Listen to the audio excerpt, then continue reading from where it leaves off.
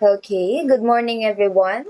This is the video lecture for our last lesson for the midterm and the title is Extensions of Mendelism. So when we say extensions of Mendelism, we are going to talk about genetics that does not belong to the teachings of Mendel.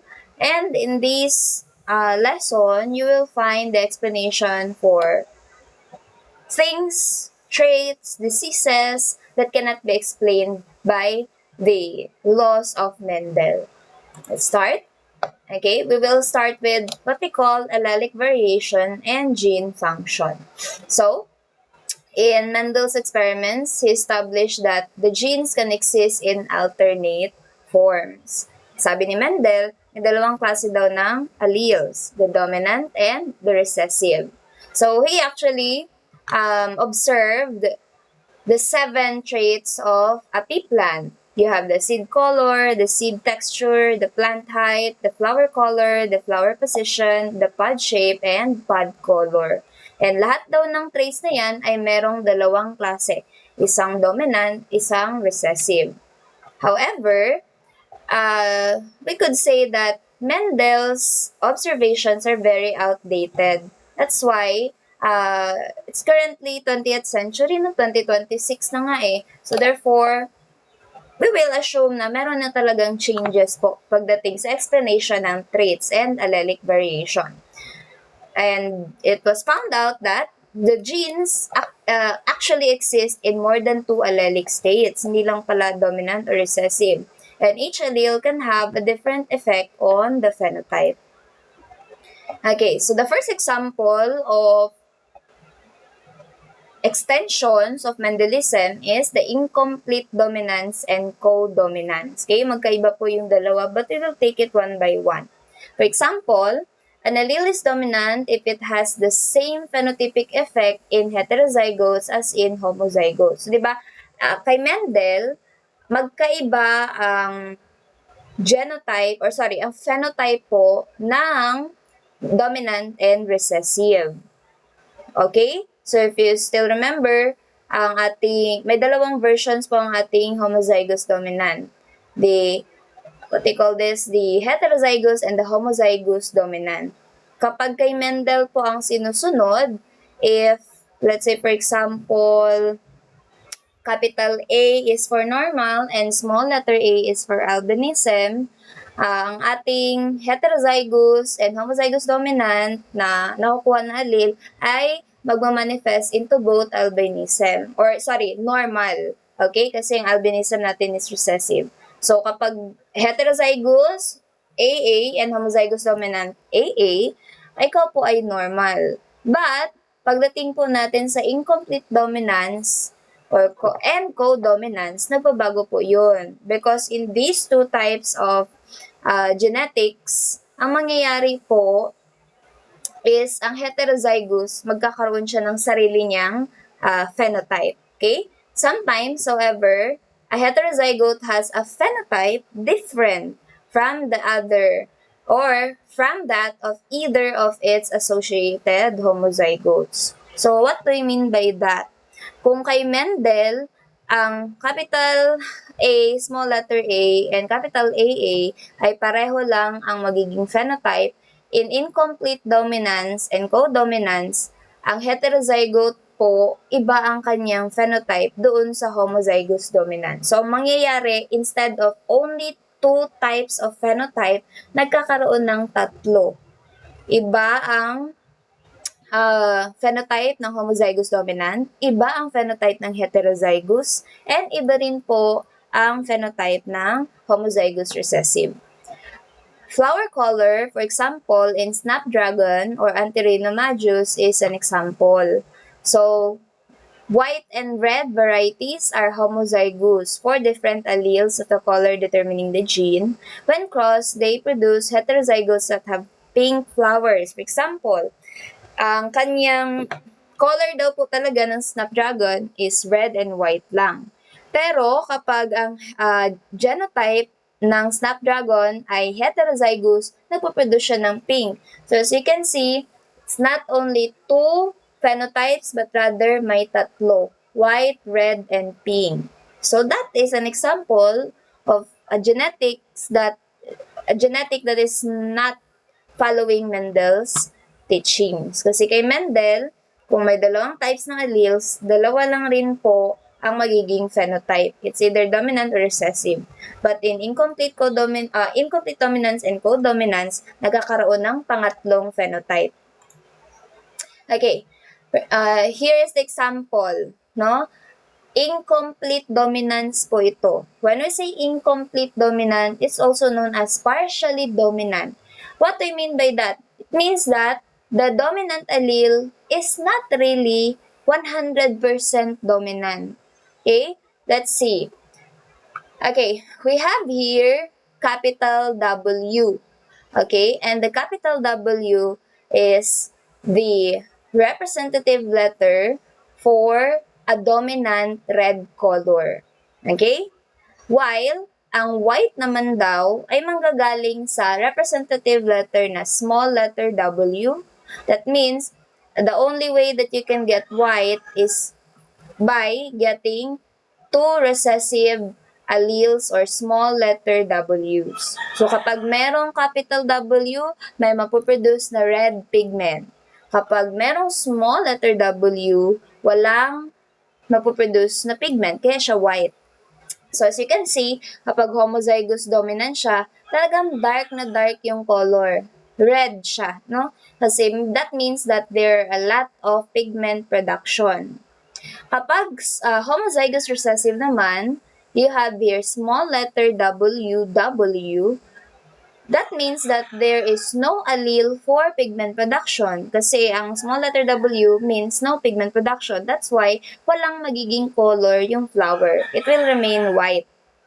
But, as you can see, sa ating heterozygous na genotype, you have here capital W, dominant, for production of pigment, and one small letter W, recessive, for no production of pigment. So, kumbaga pa, 50% lang yung production ng pigment, kaya instead of dark red, siya po ay naging pink na lang po. So, mas naging lighter yung color.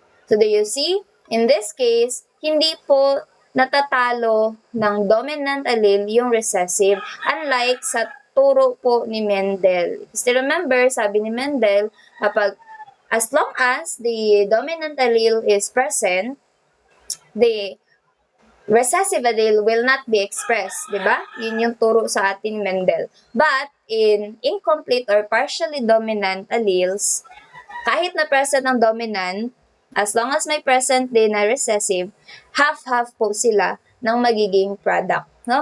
Kumbaga pa magko-combine sila. Another example, you have here a letter A. Okay? Ang letter A po natin dito is the representation of the gene for flower color. Okay? Tandaan po, ang letter A dito, capital letter A is the representation for the alleles that codes for flower color. So, ma'am, bakit po nagkaroon na siya ng superscript? No? Ang tawag po natin dito ay superscript na capital R and capital Y. Kasi ang capital R po natin, it represents production of red pigment, while capital Y, superscript, represents production of yellow pigment. Okay? So, tandaan, hindi na po tayo nasa Mendelism, tayo na po ay nasa extensions of Mendelism. So, meron na pong mga superscript. So, a flower that contains both capital RR, magkakaroon siya ng red color.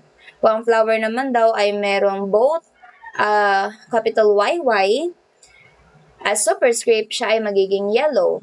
So, kapag heterozygous siya, AR and AY, i-combine mo lang po. Red plus yellow, magiging orange. So, para tayong nagpe-painting dito, no?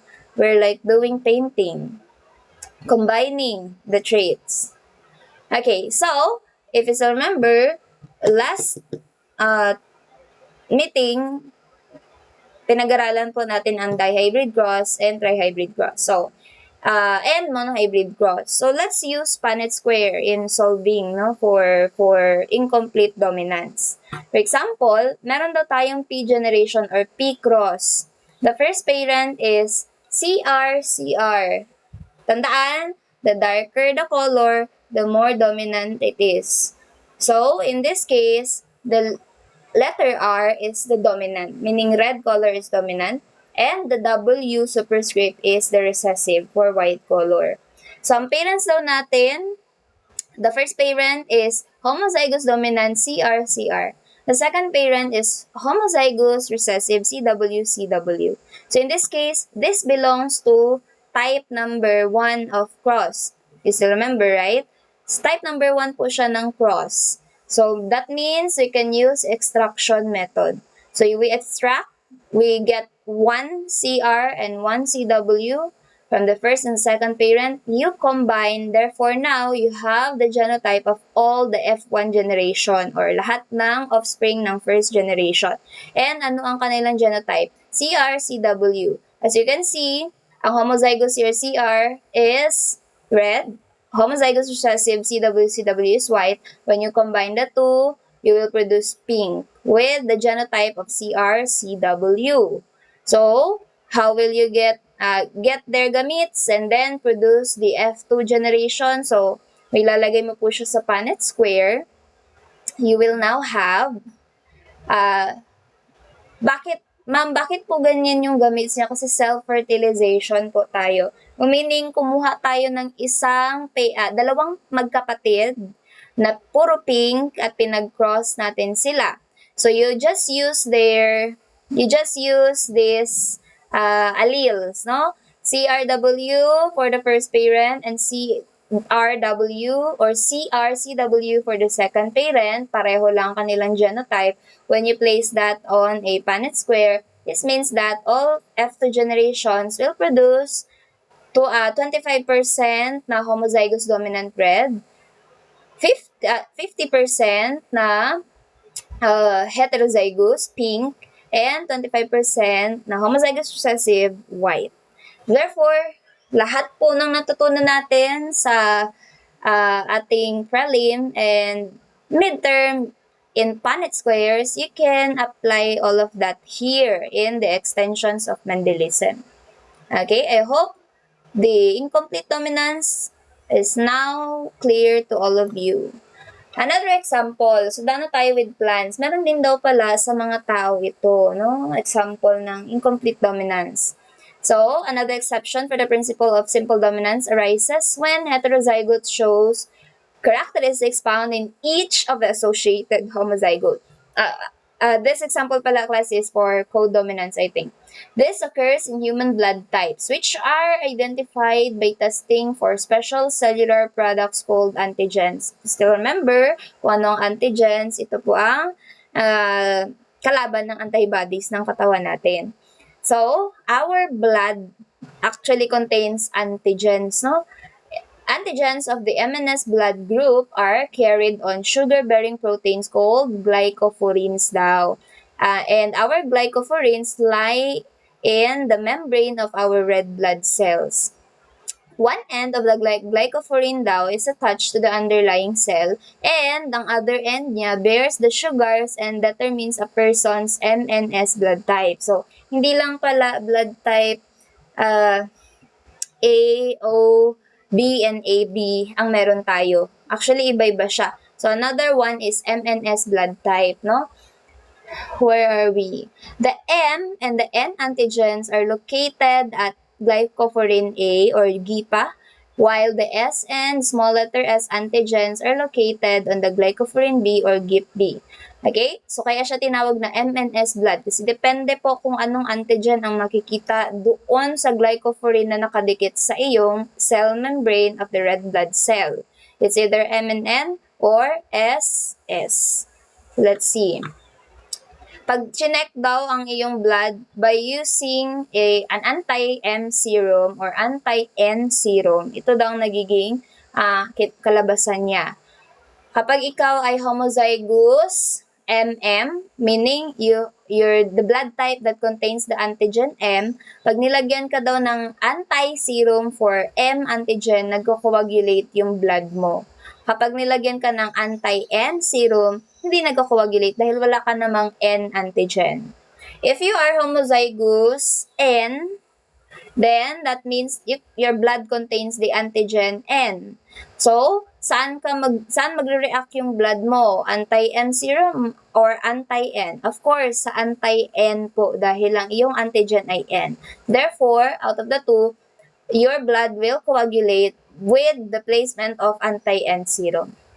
Ang medyo delikado lang if ikaw ay heterozygous, which means that your blood contains both M and N antigen. So, ang blood mo, meaning magre-react sa dalawa din na anti-serum, no? Anti-M and anti-N, lahat yan sila, pwedeng magpapakoagulate ng iyong blood. Okay? So, that is an example of codominance. So, what I mean by that, naman ang pinagkaiba po ng codominance sa incomplete dominance. Kung ang incomplete dominance ay, it means that the dominant allele is not really dominant, rather 50% dominant lang siya. In codominance naman, the alleles dominant and recessive will show both of their expression sa phenotype. So for example, kung meron kang, let's say, fur color, capital B is for brown, and then small letter B is for white. Kapag ikaw ay heterozygous, hindi magko-combine kagaya sa incomplete dominance. Rather, it will the brown and the white will both show on your phenotype. Okay? Makikita ninyo later. Sample natin dyan, ito. Ito dito, letter R ang ginamit niya. So, the letter R, capital letter R, is a letter representing an allele for or coding for coat color. Okay? So, ang allele po natin for coat color is letter R. So, may dalawa siyang superscript. Depende sa color na makukuha mo. Kapag small letter W, it will be white. Kapag small letter R, it will be red. Okay? So, kung ang product daw nila ay heterozygous, so, paano, ma'am, bakit po nauna po yung small letter R na superscript? Kasi siya po ang dominant. Because again, please remember, the darker the pigment, the more dominant it is. So, kapag roan daw, siya ay heterozygous, RR, RW. So, as you can see, in codominance, nagpakita po both, no? Meron siyang dominant red, meron din siyang recessive white. Hindi po nag-combine. So, hindi ito incomplete dominance. Kasi sa incomplete dominance, pag heterozygous, nagko-combine po ang both phenotypes. But in codominance, kaya nga no, from the word co-parent, co-worker, because that means you are working together and it shows in the phenotype. Both of the colors will show sa phenotype po ng product or offspring. Ganon din po sa flowers. No? Ang representation daw ng flower color for camellia flower is capital F. And superscript letter R is for dominant red, while superscript W is for recessive white. So, kapag nakaproduce siya ng heterozygous, ang magiging kulay ng bulaklak, the color of the flower is both white and red. Okay? Parang spotted ba, kumbaga. Okay, so we're done with codominance and incomplete dominance. Let's proceed to multiple alleles. Ang multiple alleles naman, this talks about multiple alleles forming different phenotypes. For example, sa mga rabbits daw, no, the rabbits have multiple genotypes producing multiple phenotypes. For example, small letter C is representation of an albino, CH is for Himalayan, CCH is for chinchilla, and C plus is for wild type. So, as you can see, meron tayo dito, no? Kapag C lang lahat, magiging albino siya, no pigment production. Kapag ang kanyang allele ay CH, may superscript na H, magiging Himalayan siya or white with black tips at the extremities. And then, kapag ang letter C or small letter C ay may superscript na CH, then magiging chinchilla siya. Another term for chinchilla is gray. And then kapag meron siyang superscript na plus, then that means wild type siya. Siya ang normal dahil ang normal color po is brown. Okay? Another example for this is our ABO blood type. Okay? If you still remember sa inyong ANAFI before, may apat po tayo na blood types. Meron tayong blood type A, which contains antigen A, blood type B, which contains antigen B, blood type AB, which contains both antigen, and blood type O that does not contain any antigen. So, ang A daw natin, dalawa ang pwede niyang maging genotype. IAA or IAI. What do you mean by that? The capital I is the representation of the ABO blood type, no? And then, depende kung anong antigen ang meron ka, yun ang magiging superscript niya. So, blood type A, you can be homozygous A or heterozygous I, A, and I. Meaning ng small letter I, wala siyang antigen. Kapag ikaw ay B, pwede kang homozygous BB or IBI. And then, kapag ikaw ay AB, dalawa ang antigen mo, IA, IB. And then kapag ikaw ay blood type O, wala kang antigen. So therefore, you have small II. Okay? So, how will we use the example rabbits, no? Color ng rabbits daw sa allelic series. If you still remember, meron daw multiple alleles for coat color ang mga rabbits. So, ito po yung listahan ng kanilang, what they call this, multiple genotypes. You have, for wild type, meron ka pong C plus C, C plus CH, C plus H, lahat yan magiging brown. CCHC, magiging chinchilla, or light chinchilla. CCHCH, magiging light chinchilla with black tips. CHC, magiging Himalayan. And then lastly, meron ka pong albino, which is small letter CC. The wild type allele is completely dominant daw. Pag sinabi nating allelic series class, coming from multiple alleles, diba maraming alleles, no? Or genotype ang isang organism, kagaya ng rabbit. Nilalagay po yan sila sa hierarchy in allelic series, no? Ang meaning ng allelic series is hierarchy. Nilalagay sila or ina-arrange sila based sa kung sino ang pinaka-dominant and sino ang pinaka-recessive. So, in this case, ang pinaka-dominant po ay ang C+, which is the brown. Okay? Then, ang sunod na pinaka-dominant is CCH. Ano nga ang CCH? Which is the chinchilla. Then, ang sunod na medyo dominant is ang CH, which is the Himalayan. And ang pinaka-recessive po is yung walang superscript, which is the small letter C, which is albino. So, that shows you that there is a dominance hierarchy pagdating sa multiple alleles. Ang tawag dyan ay allelic series. So, may tatlong klase po tayo ng alleles. Number 1 is fully functional. Sino ang fully functional? Yung brown. Kasi siya ang pinaka-dominant. Next is the partially functional alleles, also known as hypomorphic.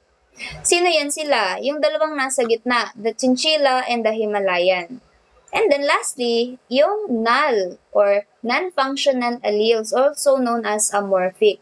So, ito yung by that, alleles na hindi talaga nag-work, hindi nagpo-produce ng pigment kagaya sa rabbit. So, yan na po yung albino. Okay? So, that is what I mean by allelic series. Now, another one that does not conform to the teachings of Mendelism is the lethal alleles. Ano yung mga lethal alleles? Ito daw yung mga alleles na pwedeng mag-cause ng death sa isang organism. Okay? So, phenotypic class that does not survive to reproduce is ikaw daw ay isang organism na hindi na nakakasurvive para mag-reproduce dahil mayroong nagkakaroon ng spontaneous abortion. So, you have two types, the dominant lethals and the recessive lethals. Okay? Ang dominant lethals daw, they act early in life. So, maaga pa namamatay na yung organism and are lost in one generation after they occur because individuals that carry them die before sila maka-produce ng offspring. However, dominant lethals, pwede rin silang mag-act later in life, no? After reproduction. May mga organisms na nabubuhay na may dominant lethals na nabubuhay pa at nakapag-reproduce bago namatay. Therefore, ito yung way kung paano natin mapas sa next generation ang dominant lethals. Okay? How about recessive lethals? Itong recessive lethals daw, hindi kagaya ng dominant lethals na parang maagang nawawala sa they call this, or hindi na napapasa sa next generation. Ang recessive lethals daw, it may linger, no? Longer in population because they can be hidden in heterozygous conditions by a wild type allele. Kaya nga dahil recessive siya, pwede po siyang makarry ng isang carrier at maipasa pa sa mga next generation. So, our example here is our, tawag natin dito, yellow lethal mutation in mice, represented by AY. Okay? So, what do you mean by that? AY, or A superscript Y, is the yellow lethal mutation in mice, a dominant visible that is also recessive lethal. A cross between carriers of this mutation produces a yellow heterozygote and gray-brown, or also known, di ba, still remember, brown is also known as agouti, ha? Baka malito kayo. Kasi sa exam, anong kayang gagamitin? Wild type? Brown or agouti? Pare-pareho lang po yan. Homozygotes in a ratio of 2:1. The yellow homozygote dies as embryo. So, let's see. Ang lethal allele daw is yung AY. So, meron tayong dalawang carrier na parents. Sila ay heterozygotes. Dahil remember, ang isang carrier ay always heterozygote, no? So, kapag sila daw po ay nag-reproduce, A plus AY, A plus AY, makakaproduce sila ng apat, no, na types ng offspring. The first one, 25% gray-brown or agouti, A plus A plus. Wala siyang recessive lethal. So, mabubuhay siya.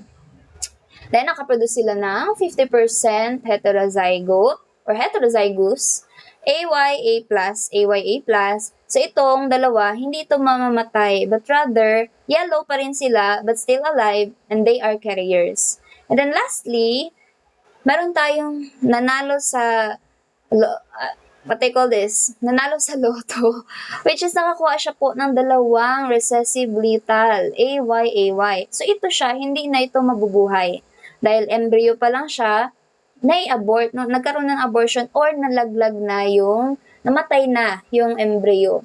That's why, pag ika-count mo ang kanilang total offspring, 3 lang po. 2 heterozygous and isang homozygous dominant.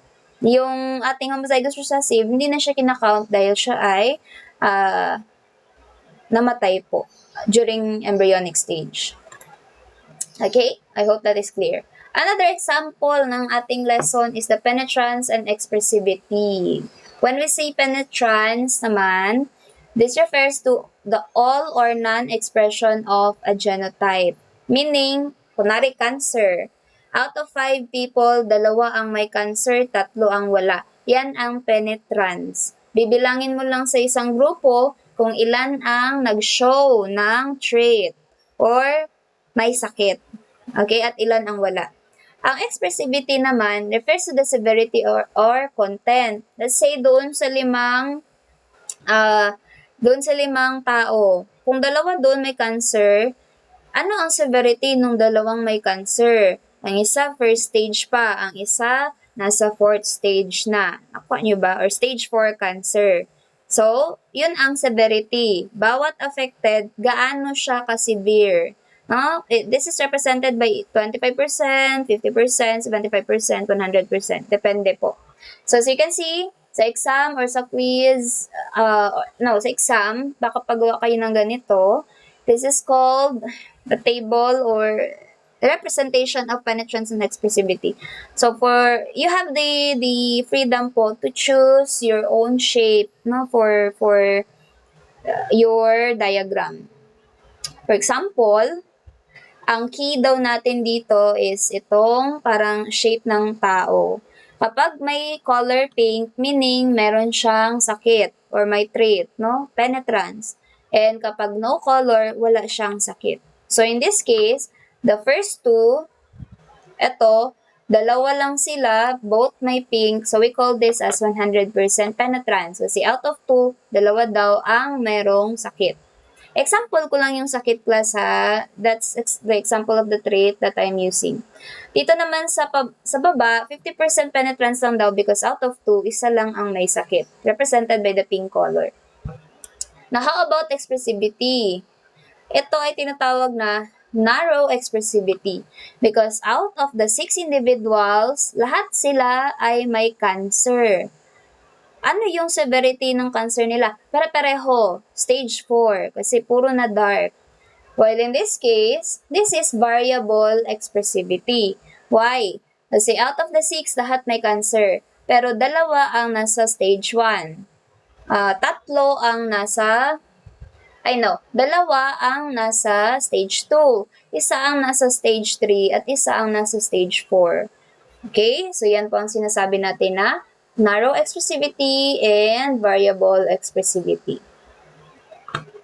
For example, so ito po yung pinagkaiba nila, Penetrance is the percentage of individuals with a given genotype who exhibit the associated phenotype with that genotype. Sino yung mga naapektuhan? Sino yung wala? Expressivity naman is the intensity of a phenotype in an individual. Gaano nakalala yung sakit? 25%, 50, 75, 100. Penetrance, pwede mo pong makuha ang kanyang measurement in a population. While expressivity, sino i-interview mo? Siyempre, single individual. Kasi tatanungin mo siya, Sir, Ma'am, gaano naka-severe ang iyong sakit? No? That's an example. Okay, so this is an example. Meron tayong 4 na key. Pinaghalo na po natin dito ang penetrance at expressivity. So you have the key, we have 4 keys. Dark pink is meaning may penetrance siya, but and complete expression, meaning 100% it. Then, we have here light pink, meron pa rin siyang penetrance or may sakit pa rin, but with moderate expression, we could say 50% ang kanyang severity. And then, baby pink or very light pink, meron pa rin siyang sakit but with minimal expression. So, we could say nasa 25% ito. And then, yung wala talagang color, no penetrance, wala siyang sakit. Therefore, no expression, no severity. So, in this case, itong tatlo, we call this as 100% penetrance and variable expressivity. Why? 100% penetrance kasi 3 out of 3 may sakit. But variable expressivity because hindi po sila pantay-pantay ng severity ng sakit. Okay? May 25%, may 50%, at may 100%. Sa baba naman, meron tayong variable penetrance. Why? Because out of 4, 3 lang po ang nagkasakit. Okay? Or nag-show ng phenotype or trait. While variable expressivity din siya because yung 3 na may sakit, magkakaiba-iba din ng severity. Okay? So, I hope naintindihan po. Next. This is another example. The first one is variable penetrance kasi out of 9, 5 lang po ang may sakit. Pero siya ay merong narrow expressivity dahil lahat po sila pantay-pantay ng severity ng sakit. Next, we have variable expressivity daw ito. Why? Kasi hindi sila pantay-pantay ng severity ng trait. Pero siya ay 100% penetrance because out of 9, lahat po sila ay merong expression ng trait. And then, our last is variable. This is, ano kaya ito? Anong penetrance ito? Variable penetrance. Kasi out of 9, meron lang pong 5 may sakit. And then siya ay also variable expressivity kasi hindi po pantay-pantay yung severity ng sakit. So that is what we call, that is how you do your diagram for expressivity and penetrance. Okay, next. I think ito na ba ang last? Hindi pa. Okay, let's go back.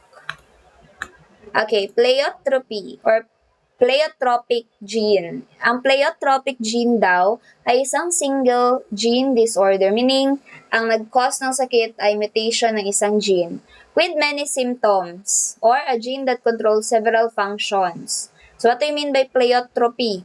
Refers to the phenomenon in which a single locus affects two or more apparently unrelated phenotypic traits. So itong example natin. Isang gene pero nakakaapekto siya ng tatlong features.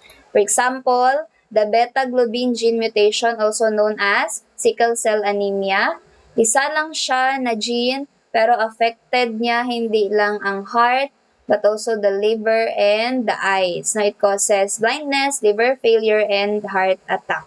So, tatlong features yun or 'di ba? Ang naapektuhan niya pero isang gene lang siya. That is what we call pleiotropy. Ang kabaliktaran niya naman is the genetic heterogeneity. Ito naman ay when different genes produce the same phenotype. So, multiple genes naman ito but they produce the same phenotype.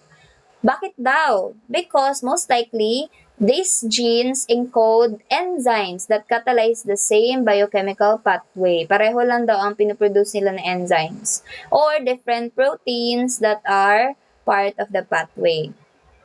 So, genetic heterogeneity also is a product of single clinical disorder caused by several genes. For example, so hindi siya single gene disease ha, several genes po siya, opposite ng ating pleiotropy.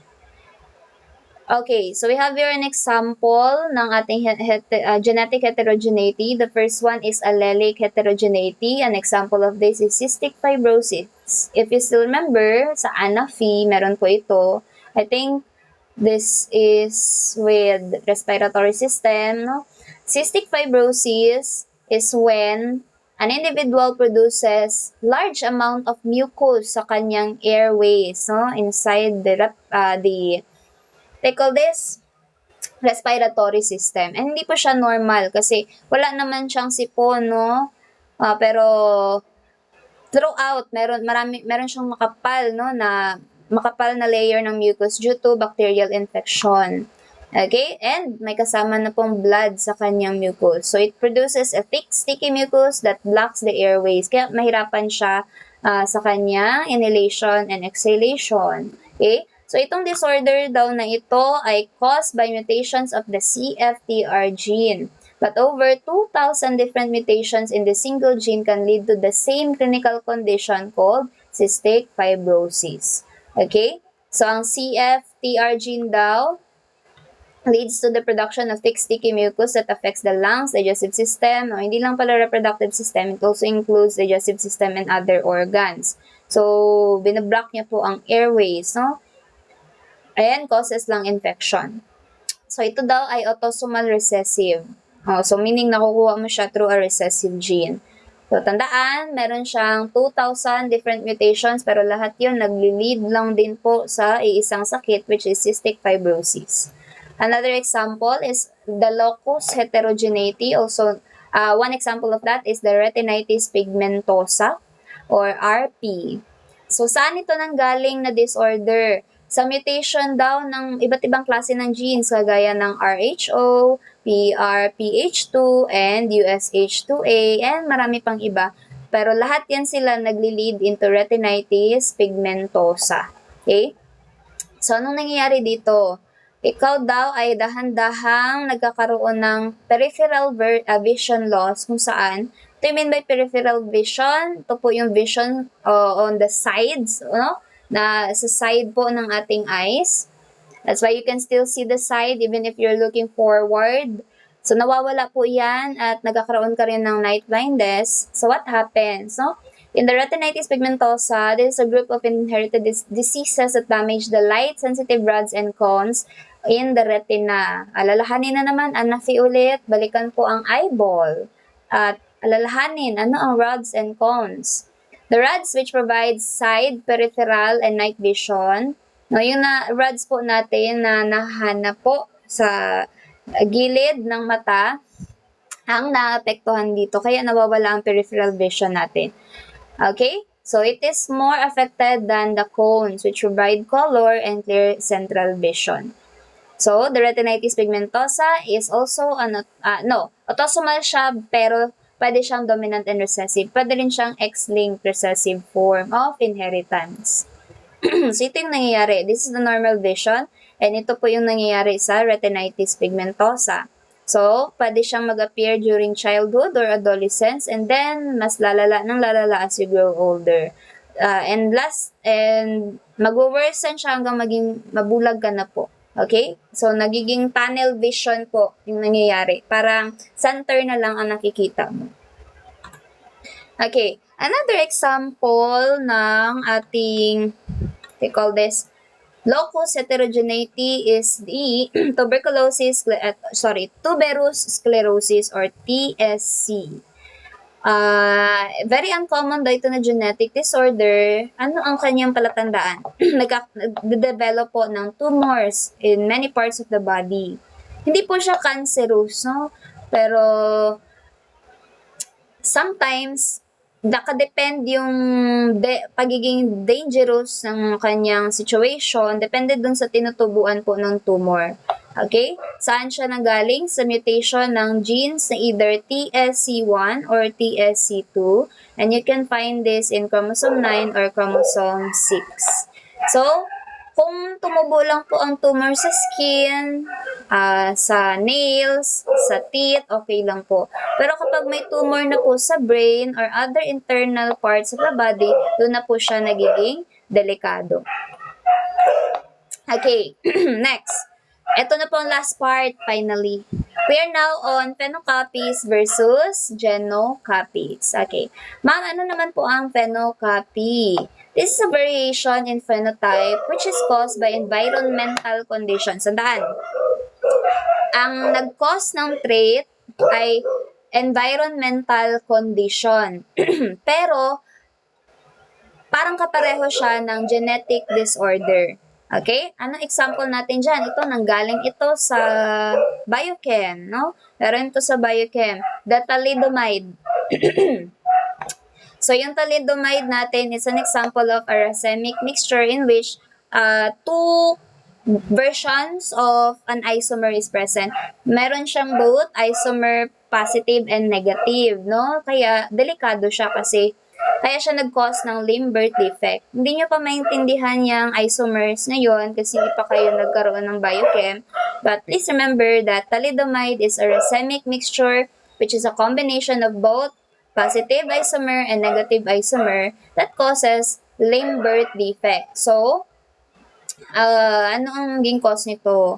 Nagamit po kasi siya dati ng mga nanay, no? Iniinom nila yung gamot na thalidomide pangpawala ng morning sickness. But then again, hindi nila alam, maliban sa pagpawala ng morning sickness, ito pala yung product. Nagkaroon ng limb birth defect yung kanilang mga anak. No? So, hindi masyadong na-form ang body parts kagaya ng arms and legs.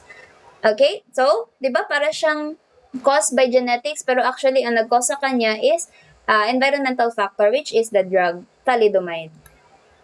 Okay, kabaliktaran naman ng genocopies ng phenocopies. Ang genocopies daw is a genotype at one position or locus of a chromosome that produces a nearly identical phenotype or observable characteristic to that produce of a genotype at another position. Meaning, iba't ibang genes sila pero pareho lang po na phenotype ang pinoproduce nila.